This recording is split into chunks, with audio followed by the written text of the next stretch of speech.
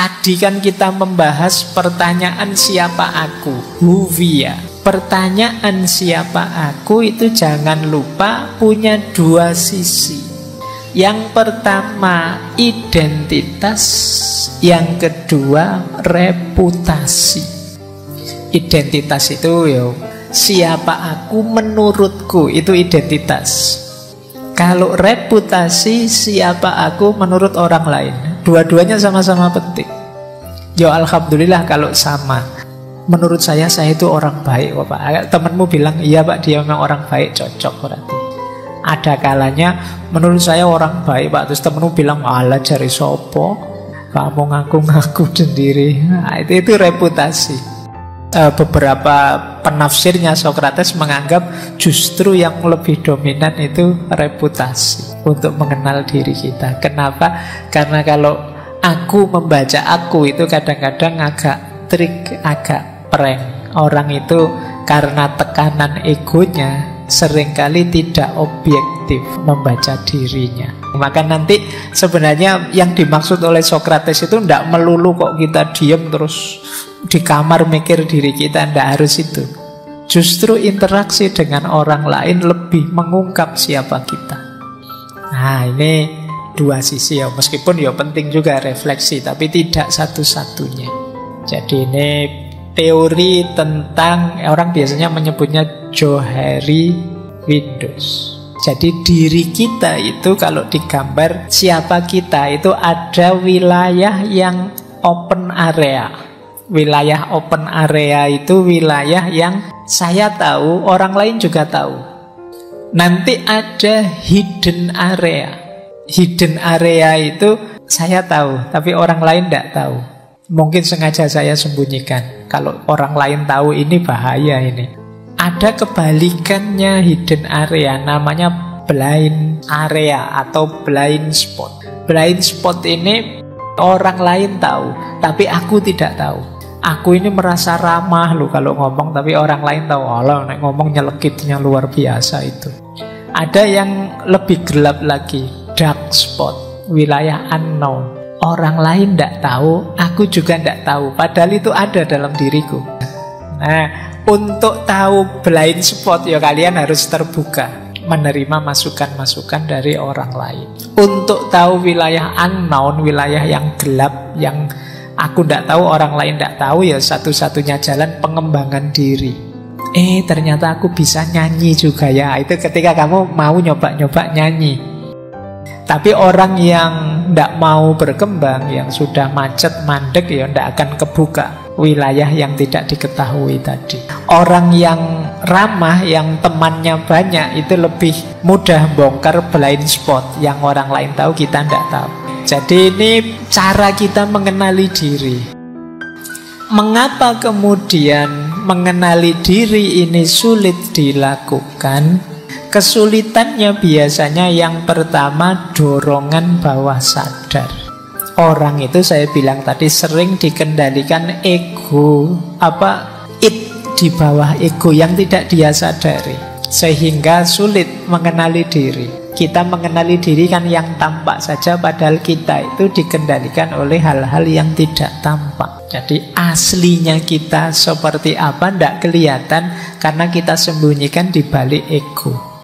Yang kedua, pengaruh dari luar, tekanan dari luar.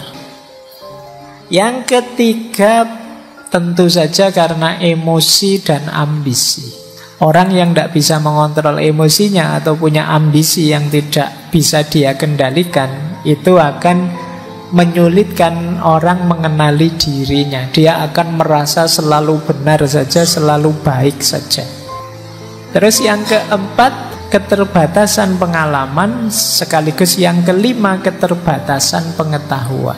Orang itu kan kenal diri karena belajar dari pengalaman.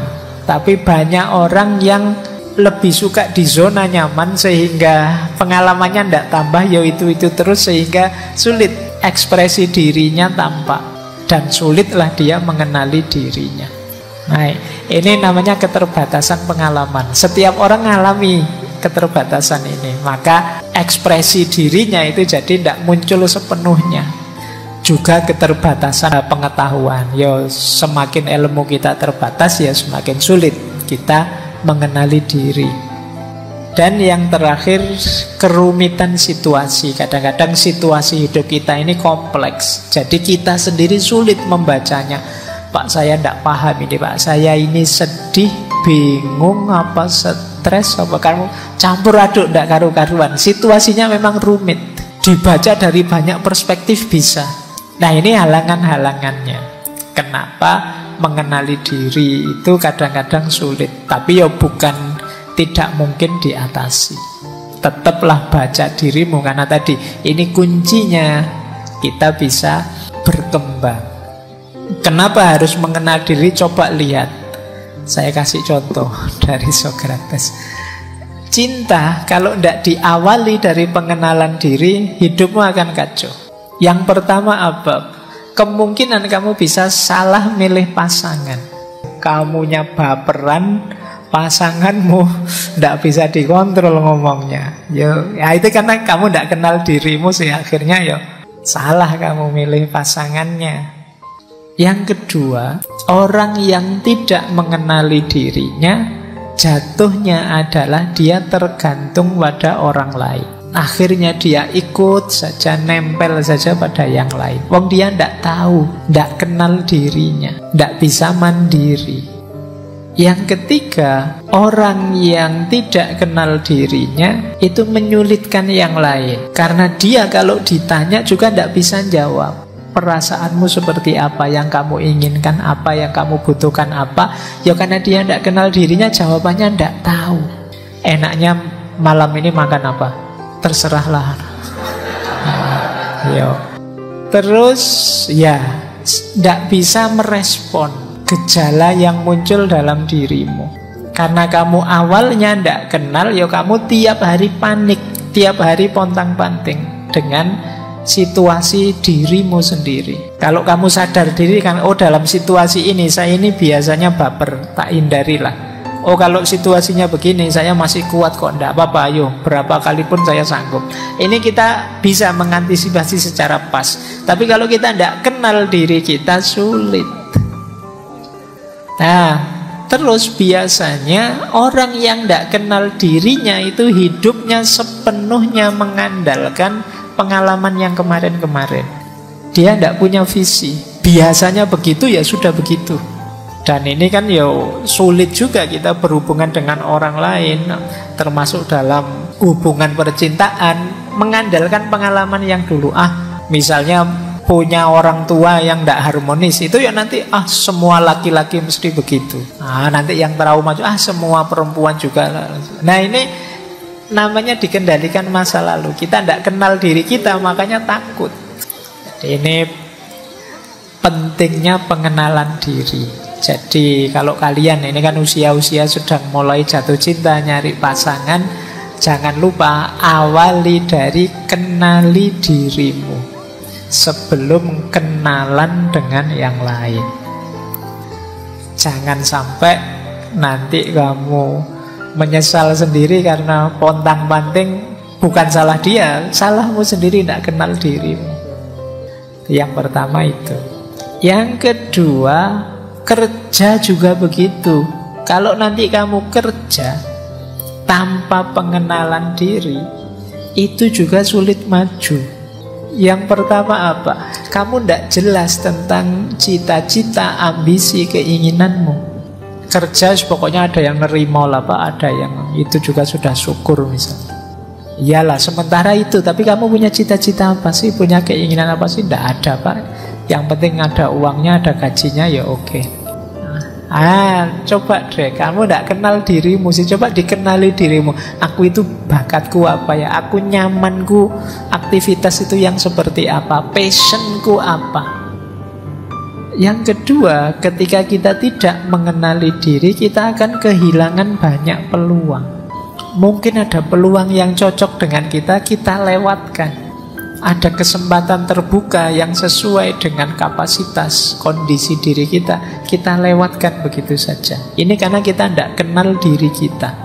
Atau bisa saja kita menghabiskan waktu waktu untuk melakukan sesuatu yang bukan kita. Jadi setiap orang itu kalau bahasa agama ada syakilahnya.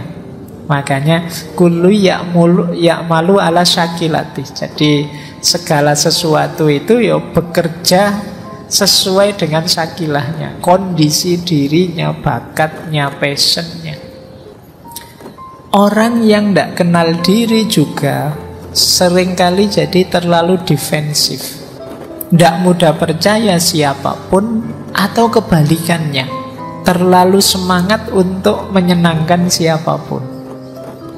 Dan yang terakhir, ya karena tidak kenal diri, biasanya terus terjebak rutinitas. Nah, hidup sosial juga begitu. Orang yang tidak kenal dirinya juga susah mengidentifikasi dirinya. Dia tidak sadar loh, gayamu itu sumbungnya pol jane. Tapi dia tidak tahu. Kamu merasa, wah ini gaya tawaduk ini. Tapi padahal bagi temanmu itu gaya kemelinti luar biasa itu. Kamu nganggapnya tawaduk. Yang kedua, biasanya cirinya kamu belum kenal dirimu apa? Kamu kesepian. Kamu merasa ini orang-orang kok tidak ngerti aku ya, tidak kenal diriku. Lah kamu sendiri juga tidak kenal dirimu. Maka responnya orang apapun tidak cocok. Kamu merasa tidak sesuai, karena kamu juga tidak tahu yang cocok itu yang seperti apa. Jadi kan kadang-kadang kita merasa ini kok jadi tidak beres semua, tidak enak semua, serba salah semua. Jangan-jangan saatnya kamu introspeksi, saatnya kamu merenungi dirimu. Siapa sih aku saat ini? Mungkin kemarin-kemarin aku sudah kenal, sekarang aku ini sudah tidak itu lagi. Tapi belum pernah aku kenali diriku yang sekarang. Jadi ini hidup sosial yang tanpa pengenalan diri. Ya, tentu saja kalau sudah kita tidak kenal diri kita, sulit kita berempati. Wong memahami diri sendiri saja kita sulit, apalagi memahami orang lain. Jadi ini kuncinya, pentingnya pengenalan diri. Makanya tadi kata Sokrates, kenali dirimu. Nah, terus kata Sokrates, kalau sudah mengenali diri, dilanjutkan dengan penguasaan diri. Kuncinya 3 menguasai diri itu. Yang pertama engkrateia, yang kedua libertas, yang ketiga autarkia. Jadi engkrateia itu menguasai emosi, dorongan-dorongan, insting, perasaan, penguasaan diri atas kesenangan, penderitaan, dan lain sebagainya. Jadi engkrateia itu kalau kita kenal diri kita, emosi kita, sekarang saatnya kita kuasai emosi kita. Yang kedua apa? Libertas. Libertas itu bekerjanya rasionalitas, secara mandiri, secara merdeka, yang tidak dipengaruhi oleh emosi. Ya, libertas itu kebebasan. Emosi terkendali, akal sehat yang maju. Nah, ini libertas namanya. Dan yang ketiga, ini penyeimbangnya apa? Autarkia. Autarkia itu ini yang sering saya pakai istilah tahu batas. Tahu batas itu menurut Sokrates, cirinya yang pertama mandiri dari pengaruh, yang kedua menjadikan akal budi, akal sehat sebagai satu-satunya jalan mencapai kebahagiaan. Jadi orang tahu batas itu akal budinya jalan dan tidak mudah terpengaruh. Nah, kalau sudah mengenali diri, menguasai diri, saatnya membentuk diri. Kita kenal siapa kita, kemudian kita kuasai diri kita. Kalau sudah, ayo kita bentuk diri kita. Ada beberapa faktor yang mempengaruhi pembentukan diri kita. Yang pertama, ideal yang kita impikan. Ideal itu macam-macam. Misalnya jadi orang soleh, jadi patriot, jadi apa, itu namanya ideal. Ya rumus sederhananya kalau kayak kita waktu TK ditanya cita-citanya apa, kalau sulit jawab kan berguna bagi nusa bangsa agama orang tua kayak gitu. Nah itu idealnya begitu. Jenisnya apa masih belum tahu. Jadi membentuk diri berarti mengarahkan diri kita pada ideal yang kita inginkan. Ini mempengaruhi, ideal-ideal mempengaruhi pembentukan diri.